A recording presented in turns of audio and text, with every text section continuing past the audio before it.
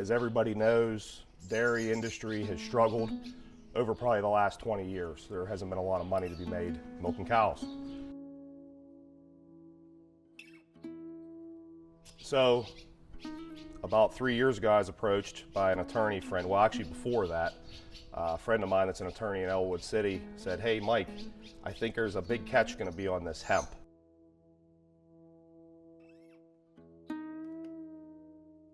So I says, "Yeah, I'd be interested, Phil, if we could make it legal to be able to do it." I mean, obviously I'm a police officer full time, so it has to be legal or I can't do it. Way back when, I was farming a piece of land, and one of the landowner's sons comes out to me and he says, "Hey, would you grow hemp up here?" And I'm like, well, you know, if it makes money and it's legal, I would grow hemp. You know, fiber's more my style, I guess. You know, you plant it like you would plant a regular small grain crop, and we can plant a cover crop afterwards, which is huge for, you know, conservation-wise and building up the soil for the next spring crop. We're just hoping that we can develop a market for that and get that to carry on.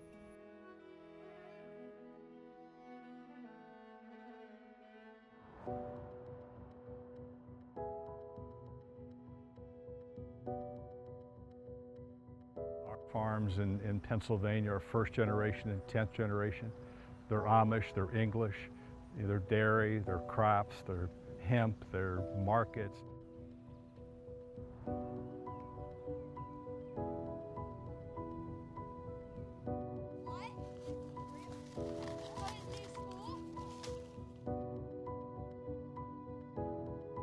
It is an amazing, diverse group of people and industry and sectors. And I think part of the appeal, quite frankly, it's not monoculture agriculture. And I think that's really a defining feature of Pennsylvania ag.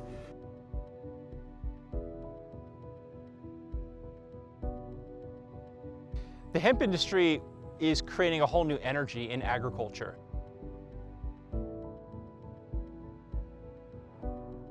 There's a lot of entrepreneurial spirit that is flowing into the industry from really, really awesome people. And a lot of those leaders happen to reside here in Pennsylvania.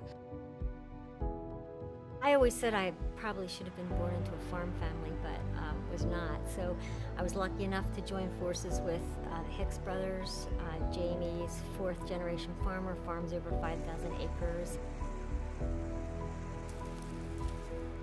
I like experimenting with different things, but I think that on any farm it's good to have a certain amount of devoted acres to try different things. And so if we can put this hemp crop into a rotation, you know, it just diversifies our business that much more. So when you identify, you know, maybe the horticulture industry or an industry that's willing to pay a little more to save the earth, you can begin to talk to those customers about products and services that they would find beneficial.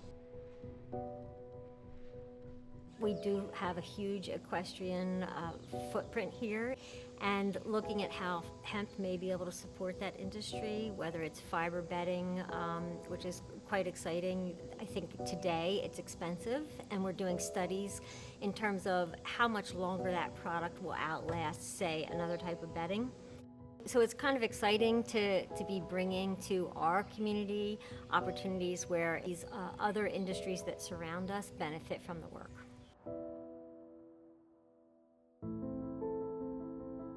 You know, hemp was part of Pennsylvania's landscape for generations, right? You look back into the 1700s and you read Pennsylvania history, and hemp was here.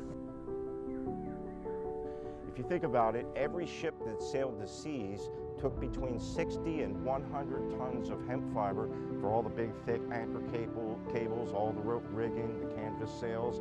All that was made out of hemp, and all that hemp had to be replaced every couple of years. So that ensured an enormous and insatiable demand for hemp from the interior of Pennsylvania.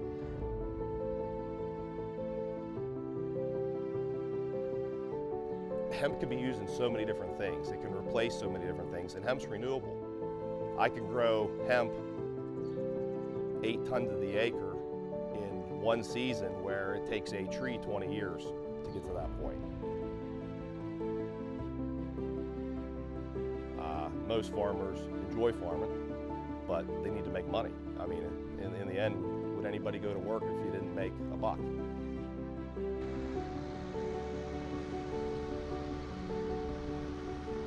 If you can find this farming opportunity that allows us to influence sort of Pennsylvania farming with new crops that then have an excitement in the marketplace to take on new products, then you've got a win-win. That's what we're trying to shoot for.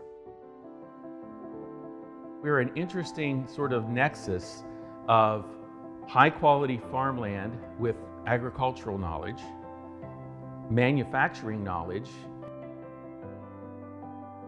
and we are very close to very large markets on the East Coast of the United States. So you have a very short supply chain between raw material, processing, manufacturing of goods, and sales. And that short supply chain has really attracted a lot of companies internationally to think about the United States as a market and Pennsylvania as a location to serve that market.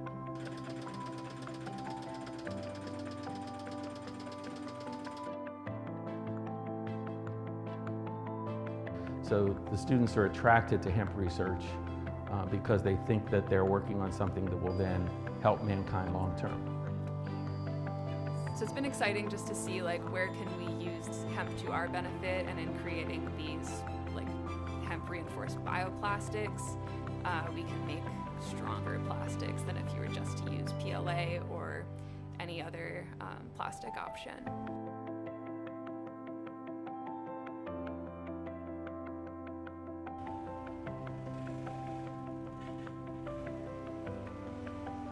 People are wanting hemp products, the hemp oil, the hemp flour, the hemp meal. We need that to be able to go into the animal system to feed animals. I think if scale can be met and that product can be made competitively, I think it's got a tremendous potential.